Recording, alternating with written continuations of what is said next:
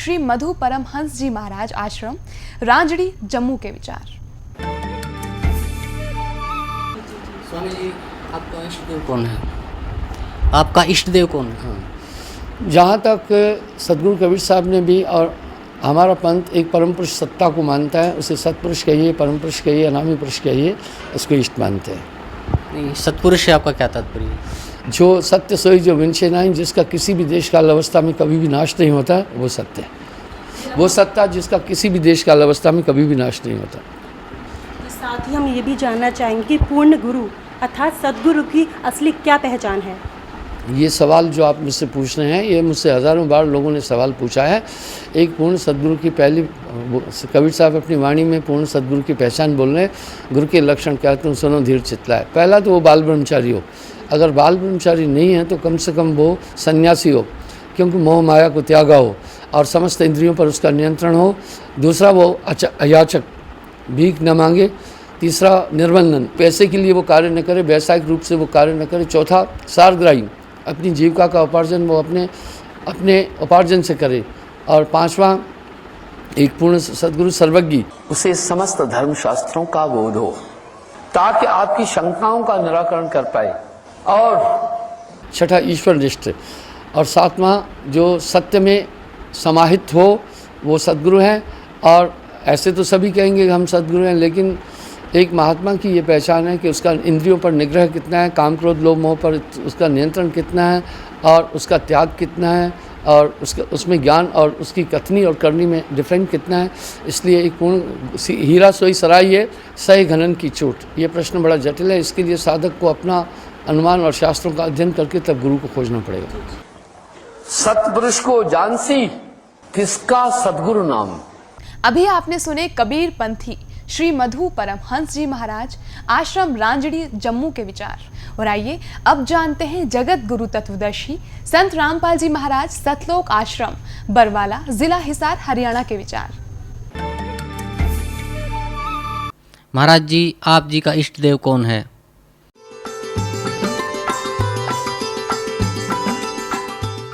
मुझ दास का जो इष्ट है, इष्ट देव है, वो परम अक्षर ब्रह्म है, जिसके पर्यायवाची शब्द परमेश्वर, सत्पुरुष, अकाल मूर्त, शब्द स्वरूपी राम आदि उसी परम अक्षर ब्रह्म के उपमात्मक नाम हैं। उनका वास्तविक नाम कबीर देव है, कबीर साहब है, अल्लाहु अकबर है। इसी परमेश्वर ने सर्व ब्रह्मांडों की उत्पत्ति की, सभी प्राणियों की। ये सर्व उत्पादक प्रभु है। सर्व उत्पादक का अर्थ होता है जिसने सभी आत्माओं का भी वो जनक है। सभी आत्माओं की उत्पत्ति उसी ने की, सभी ब्रह्मांडों की उत्पत्ति उसी ने की, और 5 तत्वों तथा 3 गुणों की उत्पत्ति भी उसी परमेश्वर परम अक्षर ब्रह्म ने की। परमात्मा जुलाहों की कॉलोनी में रहने से, जुलाहा समुदाय में रहने से और बड़े होकर जुलाहे का कार्य करने से वो जुलाहा कहलाए। ये मुझ दास के इष्ट देव हैं। महाराज जी, पूर्ण गुरु अर्थात सतगुरु की क्या पहचान है? सतपुरुष जिन जानिया, सतगुरु तिसका नाम। अविसदास ने सभी धर्मों के पवित्र सदग्रंथों को गहनता से पढ़ा, उनका अध्ययन किया। उसमें पवित्र चारों वेद, पवित्र श्रीमद् भगवत गीता, पवित्र 18 पुराण, पवित्र कुरान शरीफ, पवित्र बाइबल और पवित्र कबीर सागर, कबीर वाणी, कबीर बीजक, कबीर साखी, यानी गॉड गिवन स्पिरिचुअल नॉलेज, जो परमात्मा ने स्वयं आकर अपने मुख कमल से बोला, उनका भी गहन अध्ययन किया। परमात्मा की प्रेरणा हुई, परमात्मा पाने की उत्सुकता मन में प्रबल हुई। एक परम संत से भेंट हुई। उनका शुभ नाम स्वामी रामदेवानंद जी महाराज, वो मेरे पूज्य गुरुदेव जी हैं। तो पुण्यात्माओं, इस दास का जो लिंक है वो कबीर साहब से है। कबीर साहब ने कोई अलग से मजहब धर्म की स्थापना नहीं की। उन्होंने मानव कल्याण के लिए ही सब क्रियाएं बताई, ज्ञान दिया। वो किसी भी धर्म मजहब से संबंधित हो प्राणी, इन परमात्मा के नियमों का पालन करेगा, इन क्रियाओं को करेगा, इन साधनाओं को करेगा, उसको मोक्ष प्राप्ति होगी। महाराज जी, अन्य कबीरपंथी संत व महंत भी आपसे मिलता जुलता ज्ञान सुनाते हैं। इसके विषय में आप जी के क्या विचार हैं? इस दास ने कबीर पंथियों, जो अन्य कबीर पंथी हैं, कबीर पंथ के अंदर जो मार्गदर्शन कर रहे हैं संत, उन संतों का ज्ञान पढ़ा। उनके ज्ञान को फिर परमेश्वर कबीर जी के ज्ञान से तुलना की। तो दास ने क्या पाया कि इन कबीर पंथियों के पास यथार्थ भक्ति विधि नहीं है। ये कबीर पंथी जो संत हैं, महंत हैं, ये कबीर सागर में पढ़कर कबीर साहब की महिमा को कुछ मिलती जुलती सुना देते हैं, लेकिन इनके पास परमात्मा के पाने की जो विधि है, जो मूल वस्तु है, वो नहीं है।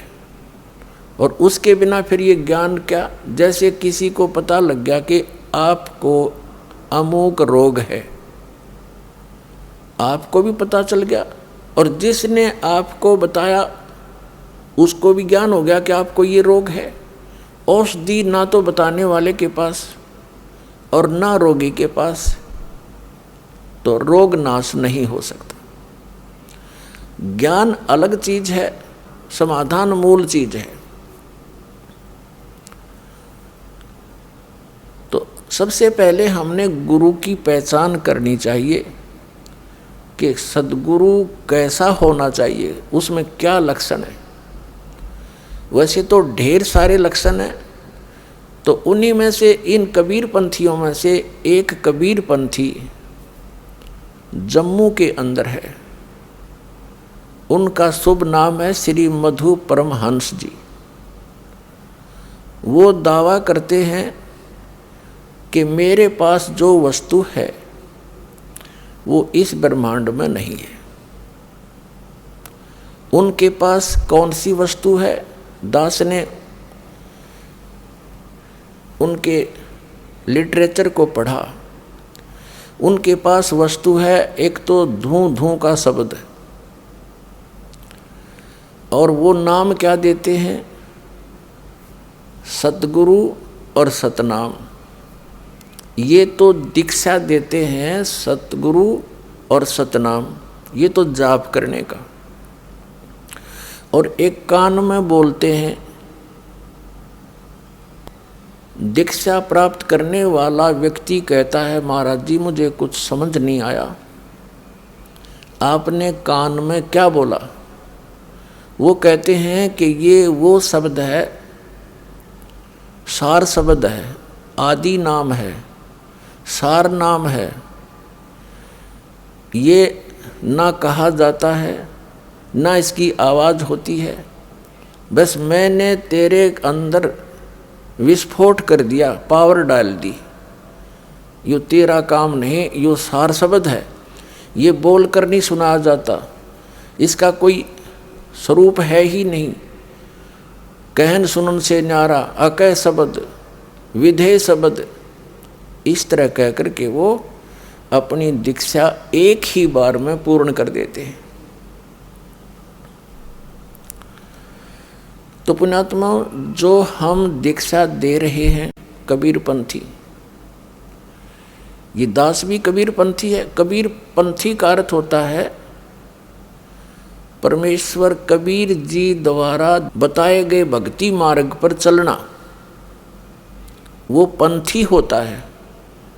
जैसे हम सफर जिसे कहते हैं, हम सफर का अर्थ होता है जो एक ही मार्ग पर चल रहे हैं।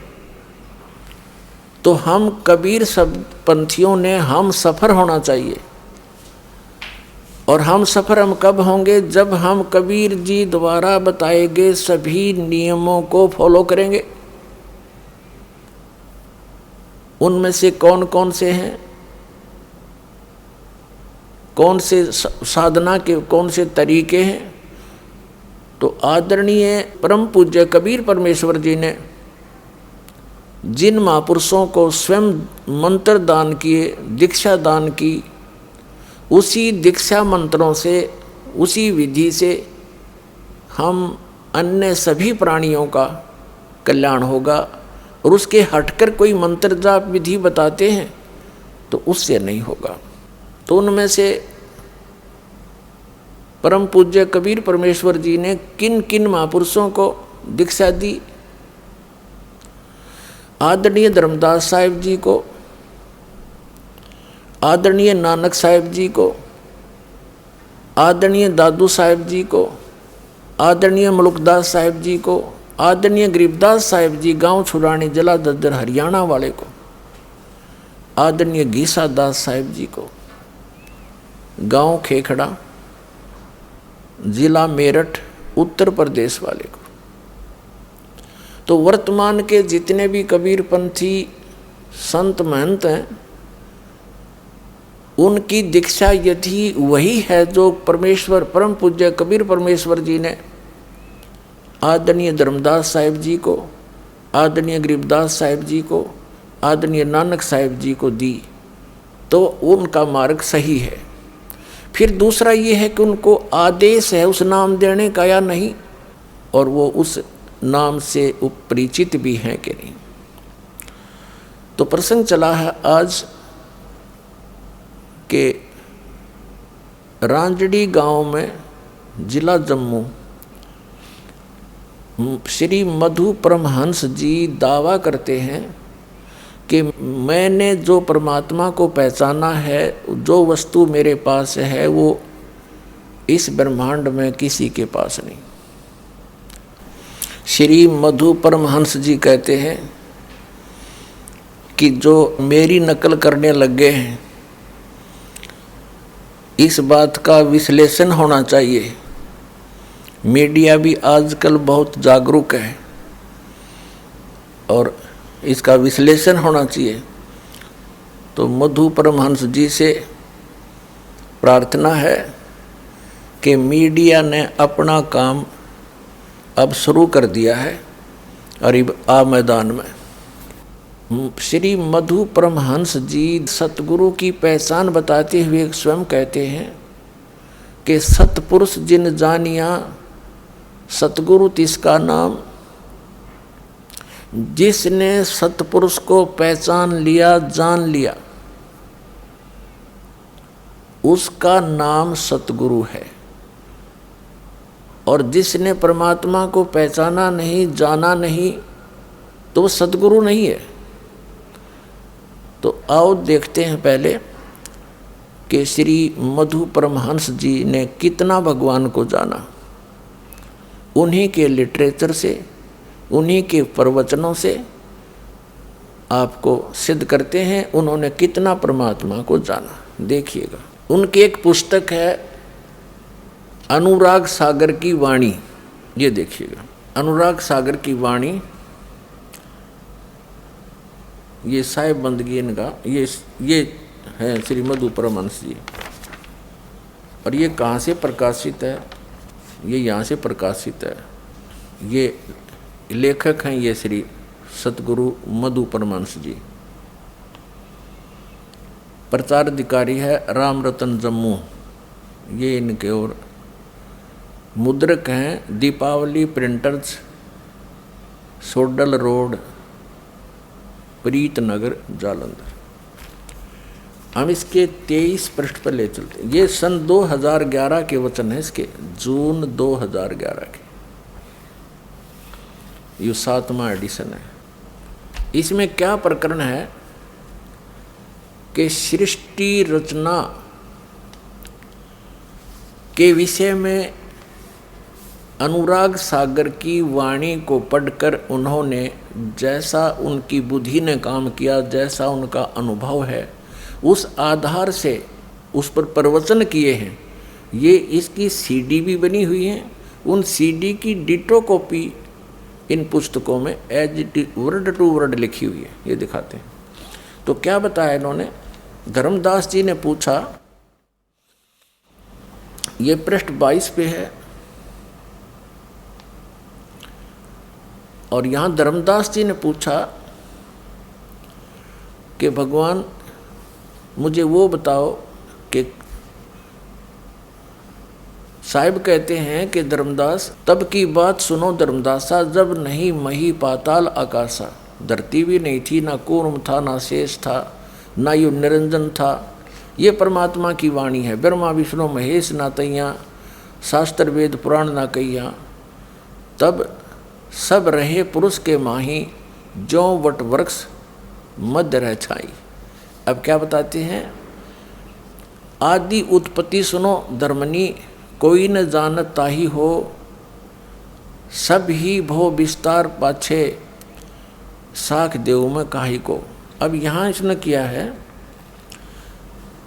परमात्मा की वाणी को श्री मधु परमहंस जी अब इसका अनुवाद करने चले हैं।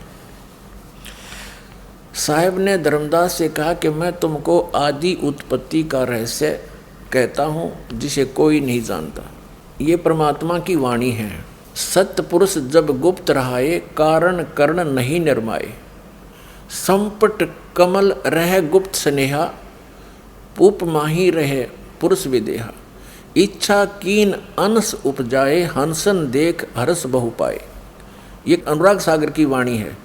प्रथम ही पुरुष शब्द प्रकाशा, और दीप लोक रचकीन निवासा, चारी कर सिंहासन कीना, ता पर पोप दीप कर चीना, पुरुष कला दर बैठे जहिया, प्रगट अगर वासना सैया, सहस 88 दीप रच राखा, पुरुष इच्छा ते सब अभिलाखा, सब है द्वीप रहु अगर समाई, अगर वासना बहुत सुहाई।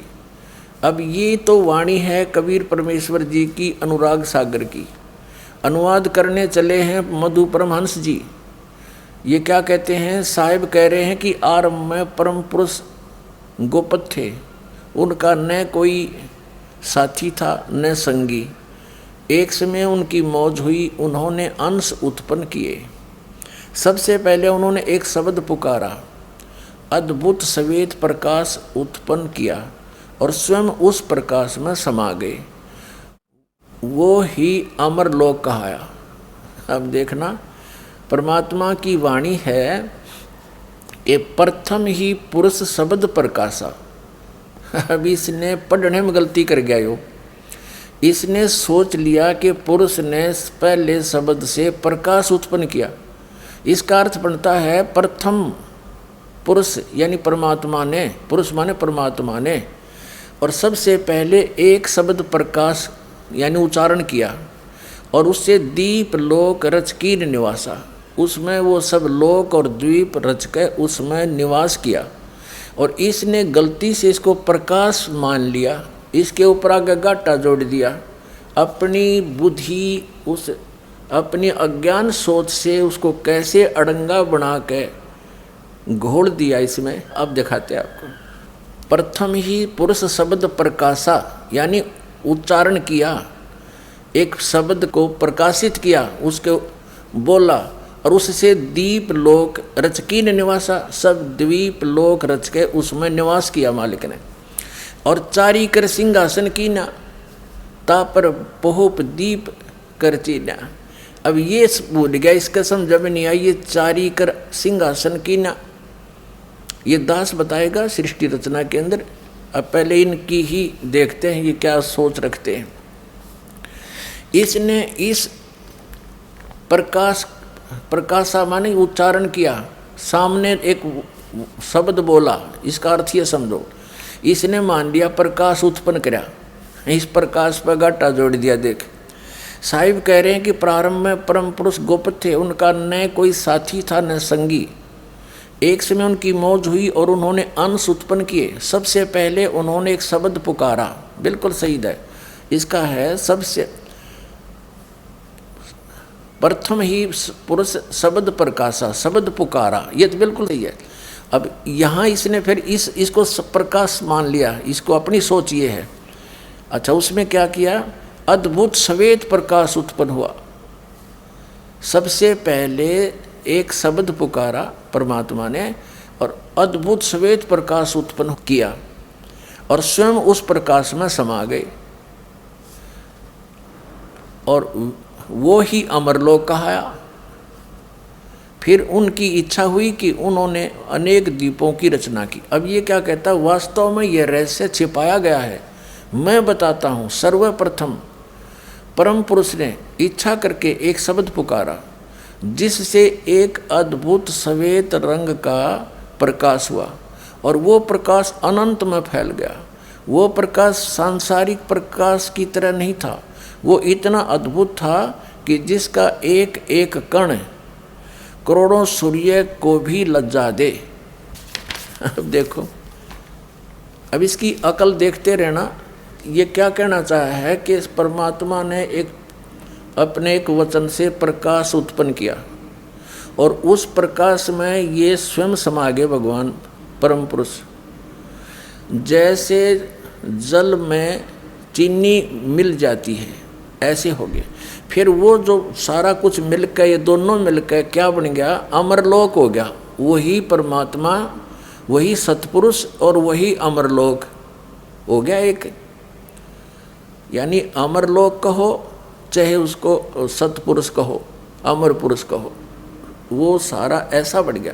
यहाँ तक कि इसकी ये सोच है बात, देखो जब वो प्रकाश अंत फैल गया तो फिर वे सतपुरुष स्वयं उस प्रकाश में समा गए। अब वो प्रकाश चेतन हो गया, पहले मरा हुआ था फिर वो जीवित हो गया। ठीक है, जिस प्रकार आत्मा के शरीर में आने से शरीर चेतन हो जाता है, उसी प्रकार से प्रकाश भी जीवित हो उठा। प्रकाश में आने से पहले वे सतपुरुष गुप्त थे और जबकि प्रकाश में आकर वे सतपुरुष कहलाए और वो अद्भुत प्रकाश जो स्वयं सतपुरुष ही थे अमरलोक कहा। ये भी वो परमात्मा अमरलोक हो गया और वही सतपुरुष। अब दोनों एक हो गए भी, सतपुरुष भी वही हो गया, अमरलोक भी वही हो गया। अभी भी सतपुरुष अकेले थे, फिर उनकी मौज हुई और उन्होंने उस प्रकाश को अर्थात अपने ही स्वरूप को अपने में से छिटका दिया। अनंत बिंदुएं हुई, बिंदुएं डॉट जैसी लगा रखी, डॉट ऐसी होगी जो वापिस उस अद्भुत प्रकाश में आई। जिस प्रकार समुद्र में से पानी को मुट्ठी में या हाथों में भरकर उछालने से कई कण बिखर जाते हैं, उसी तरह उस प्रकाश में से भी अनेक कण बिखर गए।